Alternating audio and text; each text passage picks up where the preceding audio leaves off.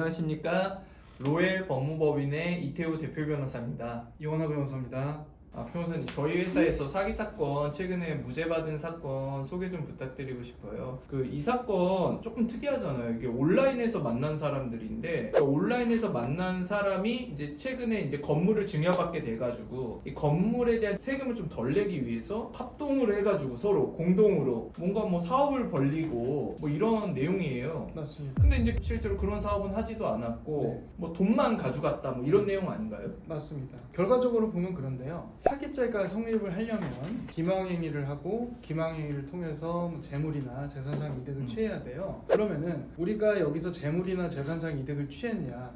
취했죠. 네. 그러면은 기망행위가 있었냐 없었냐에 따라서 사기죄가 성립이 되는지 여부가 갈리게 되는데 저희는 이 사건에서 기망행위가 없었다는 점을 인정을 받았습니다. 근데 뭐 사업한답시고 1억 달라 뭐 그러고 브로커한테 돈을 뭐 절세를 하려면 줘야 된다 뭐 그래서 또 뭐 한 5천만 원 받아가고 맞습니다. 아무리 봐도 사기 같아 보이는데. 맞습니다. 네. 그 부분이 그리고 상당히 불리했던 것이 뭐냐면은 네. 저희 의뢰인께서는 사업을 정리하는 명목으로 받아간 돈이 있고 그리고 브로커에게 사용하기로 하고 받아간 돈이 있는데 그 두 돈을 다 그냥 개인적인 용도로 사용을 하셨어요. 실제로는 이제 브로커한테 준 것도 아니고 뭐 사업 정리하는 데 쓴 것도 아니고. 맞습니다. 사업이라는 게 애초에 존재하지 않았고요. 어. 그리고 브로커라는 사람도 없었어요. 이 사건은 결국에는 우리가 그러면 그런 얘기를 한 적이 있느냐? 네네네. 거기를 이제 다시 들어가야 되는데 그런 얘기를 한 적이 없다는 거예요. 그러니까 그 말 자체가 없었던 거네요. 맞습니다. 네. 그래서 상대방 측에서는 여러 가지 뭐 증인들이나 녹취록이나 이런 것들을 제출해서 입증을 하려고 했지만 그 부분이 신빙성이 떨어져서 인정이 결국 안 된 거고요. 우리가 일단 기망행위를 하지 않았다는 점이 인정을 받았습니다. 그 부분이 굉장히 중요한 부분이고 이 부분은 사실은 구체적인 과정을 저희가 설명드리기는 좀 어렵지만 재판에서 증인 신문하는 데 있어서 굉장히 노력을 많이 기울였다는 거 이 부분을 좀 설명을 드리고 싶어요. 그리고 변호사들도 사실 상당히 많이 이 사건에 투입이 돼가지고 되게 장기간 동안 사건 진행하면서 고생을 정말 많이 했던 사건으로 기억이 나고요. 그러니까 뭐 결과적으로 이 두 분이 절세를 목적으로 해서 사업을 하기로 했다라는 거를 이제 재판부에서 인정을 하니까 애초에 무슨 기망행위나 이런 어떤 사기에 대한 어떤 말이 없었다고 이렇게 보신 거네요, 재판부에서는. 그렇죠. 재판부에서는 애초에 그 절세를 한다. 네. 어떻게 보면은 좀 나쁜 말로 하면 탈세인데 탈세죠. 탈세를 하기로 하는 그런 목적에서 서로 알 수 없는 명목으로 돈이 왔다 갔다 했을 가능성이 훨씬 더 높다고 본 거죠. 그래서 재판부는 결과적으로는 피해자 쪽을 더 의심했다고 봐도 돼요. 어쨌든 결과가 잘 나와가지고 이게 사실은 사기 사건이 이제 요즘에 되게 많고 그러는데 사기 사건에 대한 기준점들을 잘 모르시더라고요. 그래서 사기 사건이 보통 금액대가 막 큰 사기도 있잖아요. 뭐 500억, 300억, 뭐 100억 이런 것도 있고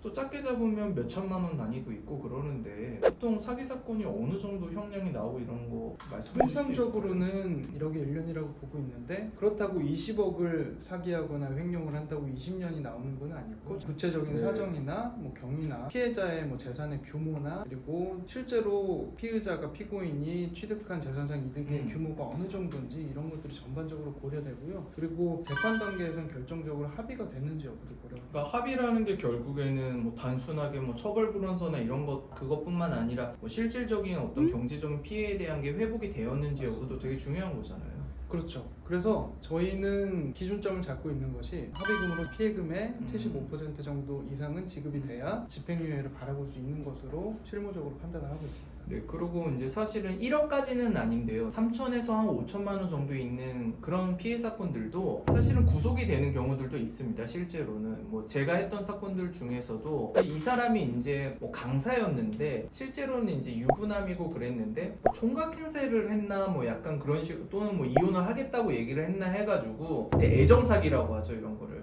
애정 사기를 해서 엄청 큰 돈들은 아니지만 그래도 뭐 사실 큰 돈이죠. 3천만 원, 4천만 원, 5천만 원 정도도. 그러면 이제 그 부분들이 이제 어떻게 보면 한 구속까지 나올 거였는데 사실 구속됐거든요. 이게 왜 그런가 생각을 해보니까 이제 재판부 판결 이유나 이런 데서도 죄질이 나쁘다는 거예요. 이제 소위 말해서 사람 마음을 가지고 놀았다 이거죠. 이제 그게 이제 안 좋게 받아들여지니까 이제 실형 선고가 나온 거죠. 어떻게 보면 사기 사건들 중에서는 피해자들이 탐욕스러워서 걸리는 사기 피해도 있거든요. 예를 들면 뭐 월에 뭐 수익률을 10%를 해주겠다. 그럼 연 수익률로 하면 이게 대체 몇 프로입니까? 그러면 사실은 이게 상식적으로만 생각을 해봐도 이거는 말이 안 된다고 딱 거절을 했어야 되는 건데도 탐욕에 눈이 멀어가지고 하는 사건들이랑 좀 다르게 본 거죠. 그리고 이 부분 관련해서 추가적으로 말씀드리고 싶은 것이 하나 있는데요. 아까 저희가 이제 무죄를 받았던 그 사건에서도 기망행위가 성립을 하려면 어쨌든 통상적인 일반인 수준에서 이 내용으로 속이면 속을 수 있는 내용인지 이런 것들을 봐야 되는 거예요. 근데 이 상황에서 우리가 사실 피고인과 피해자가 공동으로 목표를 하고 있는 게 절세였잖아요. 절세를 하는데 사무실 정리 비용이 왜 필요하며